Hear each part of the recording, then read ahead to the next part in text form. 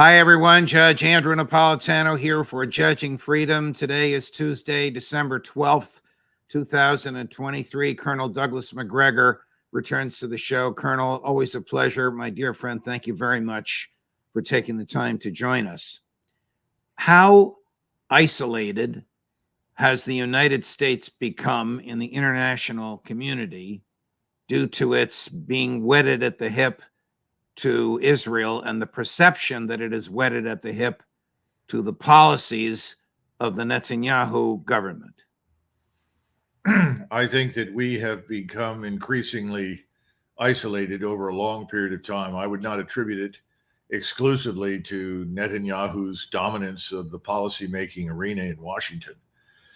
We have to go back and look at the last 30 years and the trouble that we have caused in many cases on a regional basis in Europe as well as in the Middle East, to understand why our supposed partners and allies are increasingly silent and walking away from us. And now, of course, with Europe in turmoil, thanks to the economic policies directed at Russia that failed miserably, you add that to the situation in the Middle East, where any of the Muslim states that had previously worked with us are now completely unwilling to do so. You have almost a global disaster. Certainly everyone in Latin America, Africa, in the Far East, no one really is pleased with us or the way we do business. And we continue to insist that that's not true, but it is. Well, can you put your finger on one or two or three causes of this? Is it our unbridled support for Israel and the perception that it is engaged in indiscriminate slaughter? Is it our, going back to George W. Bush and Dick Cheney, view of American exceptionalism? Is it the $2 trillion we spent killing people in Afghanistan and Iraq, supposedly to bring Western democracy there? I think you're describing our foreign policy, which essentially amounts to playing risk with democracy. That everything we do is, at least in theory, designed to promote liberal democracy wherever it does not exist, to go to quote unquote ungoverned spaces and impose order and ultimately liberal democracy. Well, all of these have failed miserably. And ultimately over time, people say, well, why are you really where you are? Why are you in Iraq? Why are you in Syria? Why are you in Lebanon? Why are you in Libya? It doesn't make any difference. Why are you interested in what's happening in Taiwan? There are no armies prepping to invade Taiwan. There's no interest in Taiwan or China in a war with anybody. All of this revolves around an ideological construct that views the world through the lens of democracy, the way the Bolsheviks viewed the world through the lens of communism. And ultimately, like the Bolsheviks, we've taken a position that anything we do is morally justified. And that certainly is the position that Mr. Netanyahu has taken, and we have eagerly adopted it. Let's bore down a little bit. Since you and I last spoke, the Security Council of the United Nations voted 13 in favor, 1 against. Since it was the U.S., it was effectively a veto, and 1 abstention on calling for a ceasefire in Gaza. The abstention, of course, was the Brits, who you know better than I will always do what we ask them to do. The U.S. explanation for vetoing this was, why give Hamas a chance to regroup? How does that play in the international arena? If you look at the actions that are being taken, look at the words that are being spoken, and you are an Arab, a Turk, an Iranian, who live somewhere in the Near East, North Africa, you conclude the following. All of us are effectively animals, subhuman. We all deserve the worst. And we are in a war today against Israel that is not anything like the wars that have been fought in the past. This is not 1973 or 67.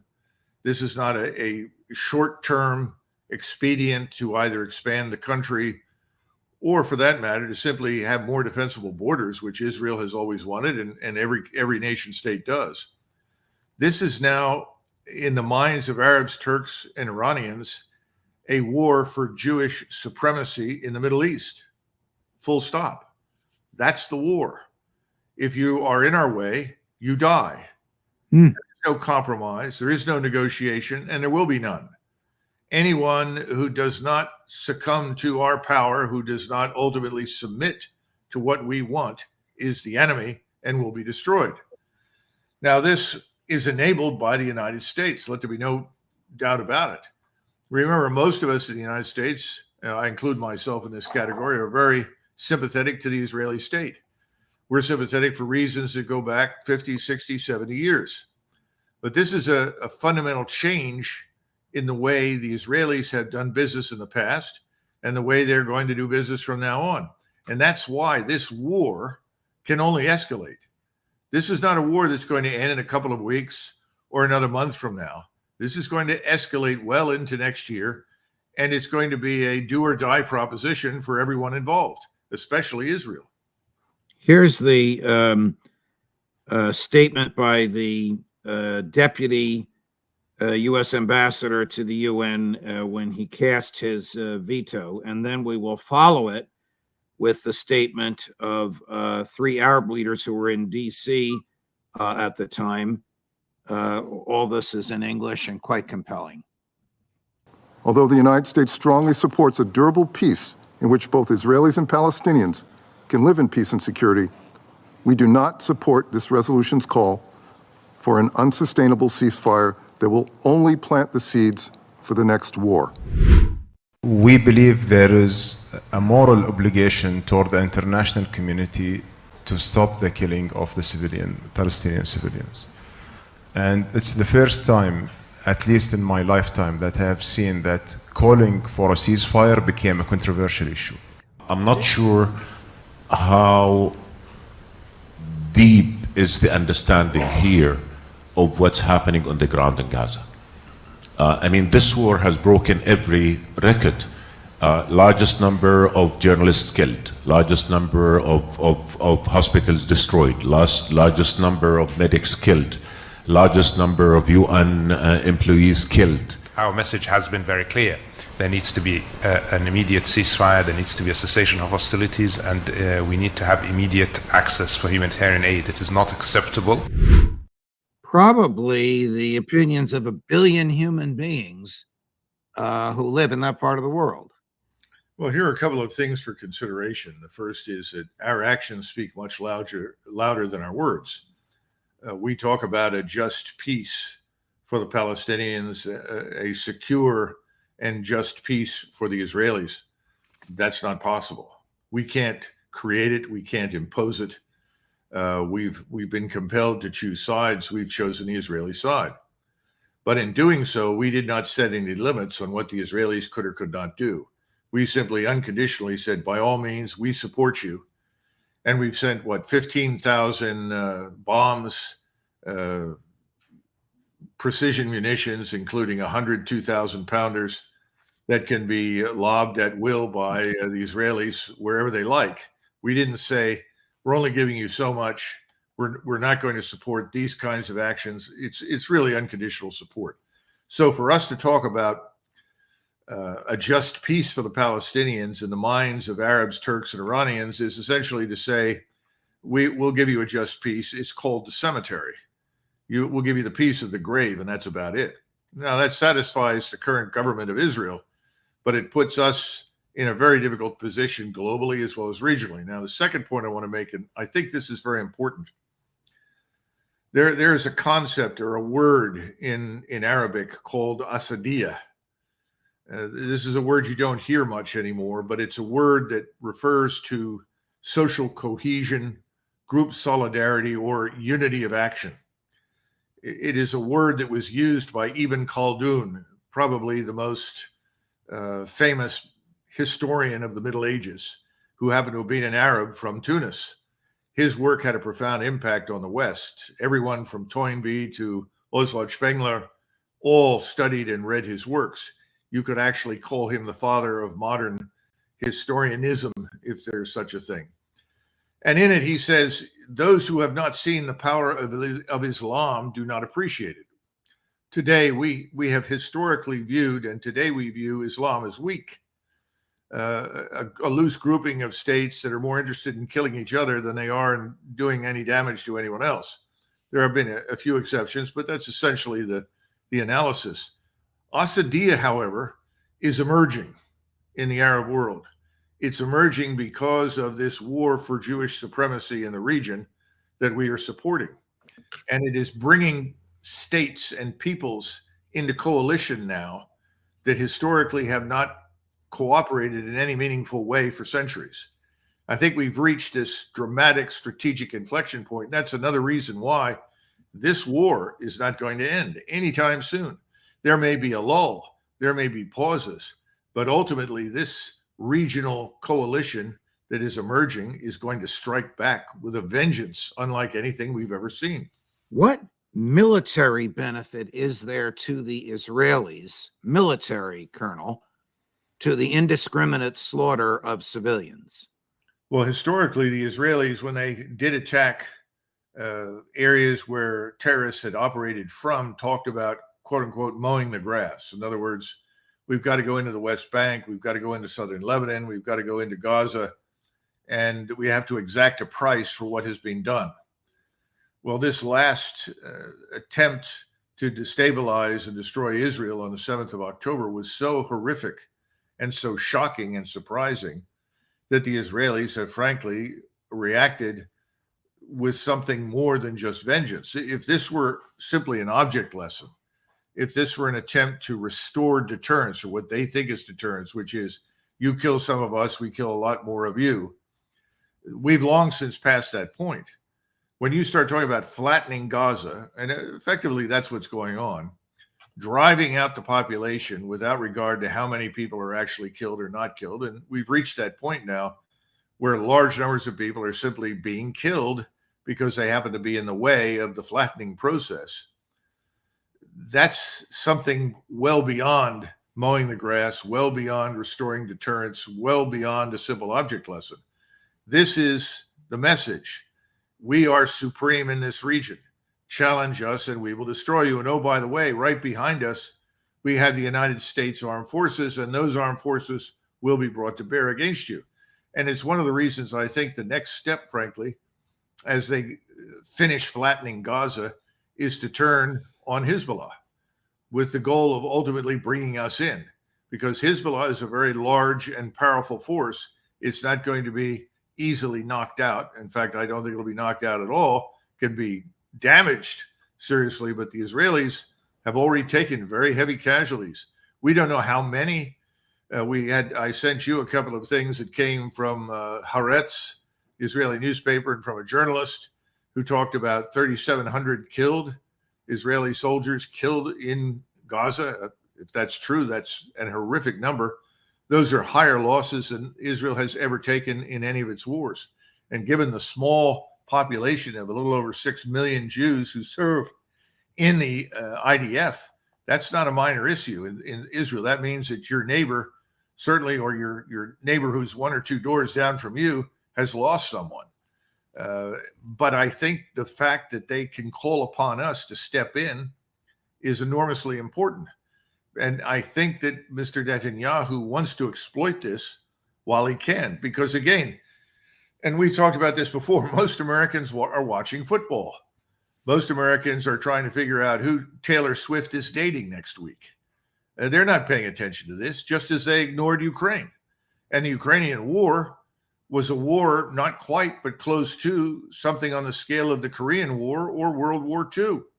And we effectively just continued to play and ignore what was happening and essentially told the government, well, you do whatever you think you have to do. And I don't think most people ever believed all the ridiculous assertions about Russian aggression and Russian threats and so forth, but they just don't care. Well, right now, the theater has shifted to the Middle East. The images that are coming out are much less easily controlled, much less easily suppressed. They're reaching us, they're reaching everyone in the world, and Americans are just beginning to say, gee, look at that. Isn't that awful? At some point, and I don't know when this is, there will be a growing majority opinion that this is enough. It has to stop and it can't go on. I don't know when that happens, but when it does, I think Mr. Netanyahu fears that he'll lose the kind of access to our military power and support that he wants to use to the maximum extent possible right now. You spoke earlier about the aid that we give them, which is unconditional. There's no strings on it. I would argue, now I'm on the legal side, and there's no court of law here. It's a moral judgment as much as it is a legal one, that when we knowingly give them instruments with which they carry out obvious war crimes, we are as morally and legally complicit as they are. I asked Max Blumenthal not too long ago, what would Joe Biden have to do to stop this? Here was Max's response. Well, the Biden administration could end the occupation of Palestine tomorrow. They could have a Palestinian state while we're doing this live stream. All they have to do is say no more spare parts for your F-16s, no more F-35s, and it's over. Because Israel its occupation depends entirely on its direct line to Washington. And Biden won't do that. And Tony Blinken won't do that because Tony Blinken comes from a long line of Israel lobbyists. Well, I think Max is right about halting the aid and the delivery of the aid. That's true. That would bring everything to a halt. As far as the two-state solution, I think people are now delusional if they think there is any future for the two-state solution. I don't see it. The Israelis won't accept it. And now, unfortunately, given the horrific actions in Gaza, I don't think anyone in the Muslim world is going to go along with it. And here again, we got to go back and understand the governments sitting in Cairo, in Amman, in Jordan, even in Damascus, in Lebanon, Iran, Turkey, Saudi Arabia, the Emirates, doesn't matter. None of those governments want a war, Judge. They're all opposed to war, but their populations are enraged. We talk a lot about democracy, but we don't practice it, obviously. Yeah. And what you've got in the East is a wave, democratic wave, if you will, of support for all-out war against the Israeli state. And by definition, because of our complicity, as you point out, us.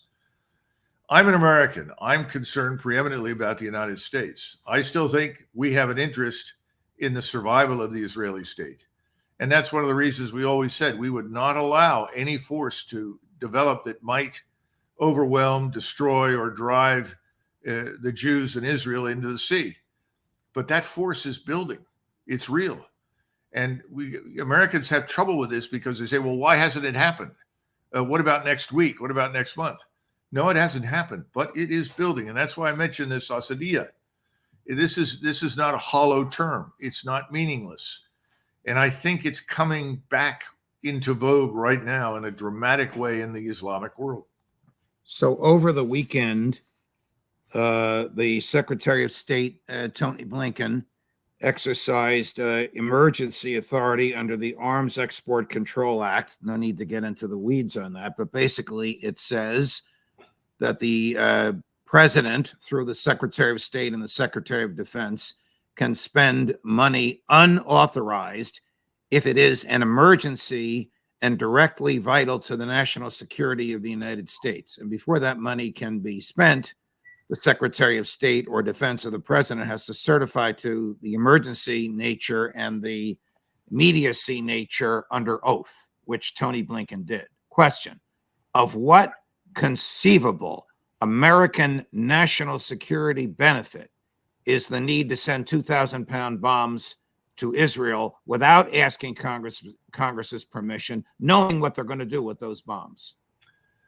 Well, you say we know what they're going to do with them. I would urge you to reconsider that, because the real basis for this legislation, if you want to call it that, this granting of essentially limitless power to the executive branch to effectively arm and equip and fight whomever they like, is really the overriding determination to wage war against Iran. If Israel attacks Hezbollah and tries to destroy it, they know that they will come into a conflict situation with Iran. Iran will not stand by and allow Hezbollah to be destroyed.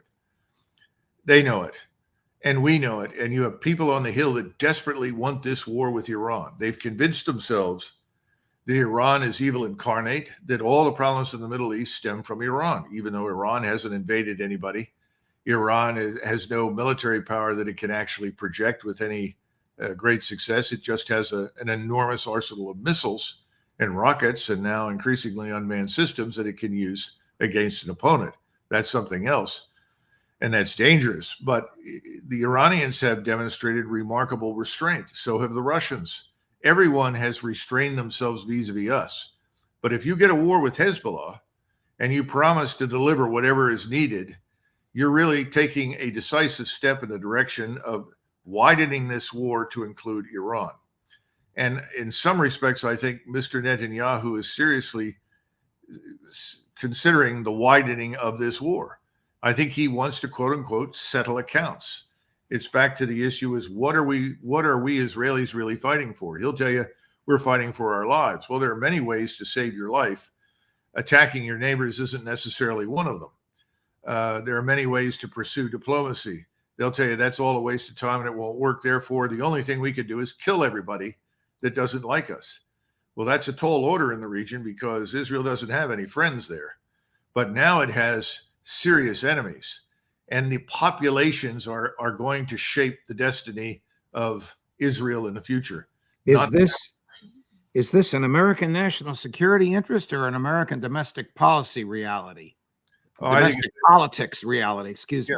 I think it is a reality of domestic politics. The American people have been conditioned for decades to see Iran exclusively as some enemy that had to be destroyed. I mean, I could take you into Walmart or CVS and ask somebody, well, what do you think about those Iranians? Oh, they're bad. Yeah, they're terrible. I mean, it's worked. It goes back to our discussions about why are all of these people so quick to swallow the line about Russia being evil and corrupt and dangerous and invading everyone? Well, you fell back on the Cold War. There's still that underlying consciousness, and there's a willingness to accept what's being taught in academia, what comes across the airwaves on television. Americans used to be people that would sit there and say, wait a minute, what's this got to do with us? They don't do that anymore. They have been, quote unquote, brainwashed, conditioned intellectually, socially to say Iran is evil and bad, therefore get rid of it. Now, there are younger people who don't necessarily share that assumption. And I don't think Americans really understand what war means. A friend of mine who fought in Vietnam, he was a helicopter gun pilot as a warrant officer. And he's a great person and worked for years in the intelligence committee, worked with me when I was at Supreme Headquarters Allied Powers Europe. And he was telling me, he said, Americans have no idea what's going on. We had army groups in Europe between 1944 and 45, from June of 44 until the war ended, that sustained 756,000 casualties. More casualties, more losses than we could replace. We've forgotten that war involves a lot of killing. The Israelis are experiencing that now, and they are not insensitive to it. But imagine it on a regional scale, an industrial scale. We lost 19,000 casualties a month from June of 44 until the Battle of the Bulge broke out, and then it went up to 100,000 a month. I'm just talking about American forces in Europe. We never bring these things up. That's war. And we have played with this war thing, and now we've watched what the Russians have done, who understand war. They have a grasp of it. Look what they have done. And they built a force for war.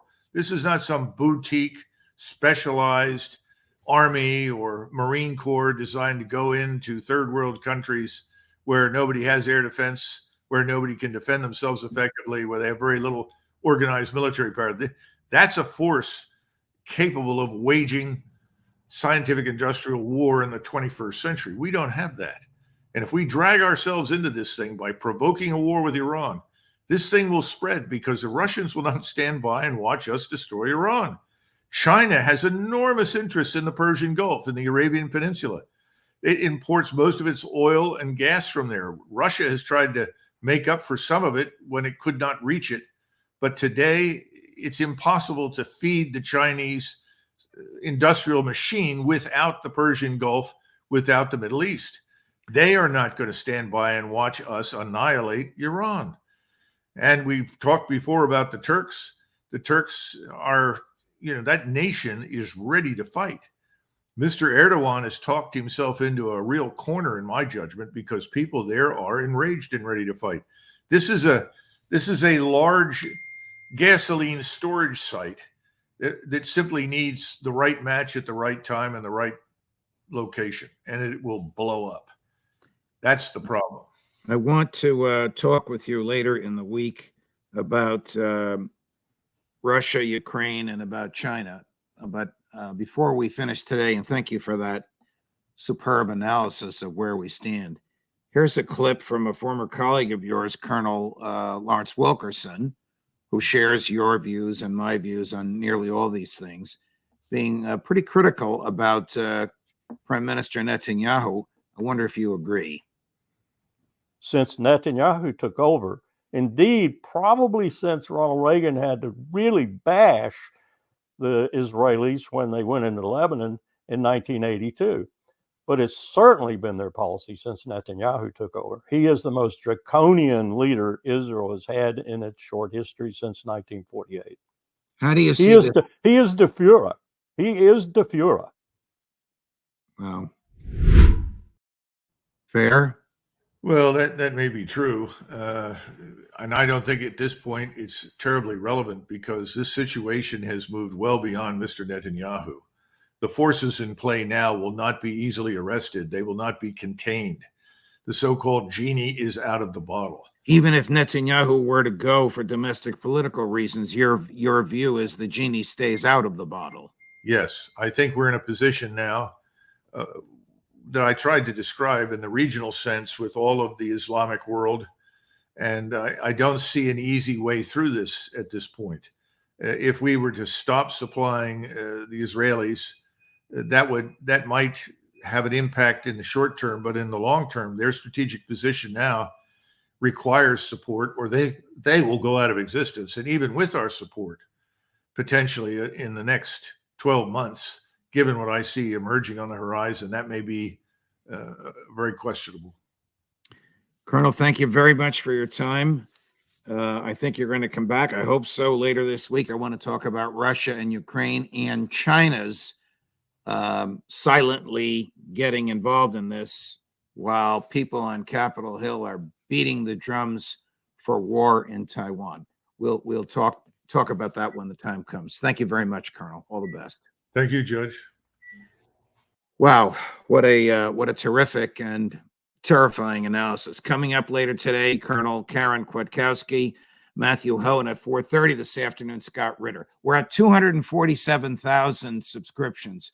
Our goal is 250,000 by Christmas. You've been so generous. I think we're going to hit that goal by late this week or early next week. But thank you very much for subscribing. And if you haven't, please do. And if you're at cocktail parties or wherever this season, say, hey, take a look at that judge. It's something different. It's a version of events the government doesn't want you to hear. Judge Napolitano for Judging Freedom.